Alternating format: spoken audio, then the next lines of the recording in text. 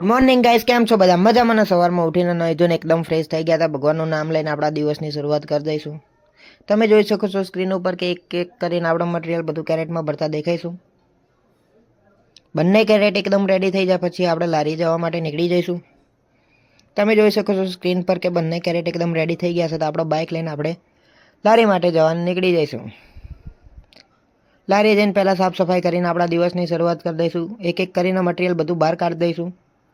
તમે જોઈ શકો છો સ્ક્રીન ઉપર કે ભાઈ આપણે ફટાફટ બધું મટીરિયલ બહાર કાઢીને આપણા દિવસની શરૂઆત કરી દઈશું. બધું સેટઅપ રેડી કરી દઈશું.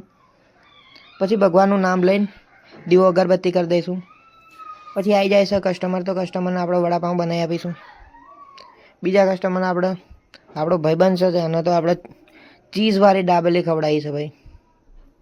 તમે જોઈ શકો છો સ્ક્રીનમાં ભાઈ બહુ ખુશ થઈ ગયો છે આપણો ભાઈબંધ.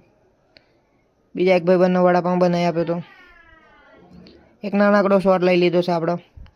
2 પાર્સલ કરવાનું હોય છે, તો એક દાબેલીને એક વડાપાઉં પાર્સલ કરવાનું હોય તો આપણે પાર્સલ કરીને ફટાફટ કસ્ટમરને આપી દઈશું. તમે જોઈ શકો છો સ્ક્રીન ઉપર કે ભાઈ આપણે દાબેલી બનાવી દીધી છે. પછી વડાપાઉં બનાવીશું. મસ્ત મસાલો શેકાઈ ગયો પછી આપણે પાઉં શેકીને વડો મૂકીને આપી દઈશું. તમે જોઈ શકો છો સ્ક્રીન ઉપર કે ભાઈ ફાઇનલી વડાપાઉં રેડી થઈ ગયો તો બીજા કસ્ટમરને આપી દઈશું. પછી સાંજનો સમય થઈ જવા આવ્યો હોય છે, તો આપણે કસ્ટમરના એકદમ નાના ક્લિપ લઈ લીધા છે. તમે જોઈ શકો છો સ્ક્રીન ઉપર. આજે નાઇટનો શોટ લીધો નથી એટલે પછી મળીશું.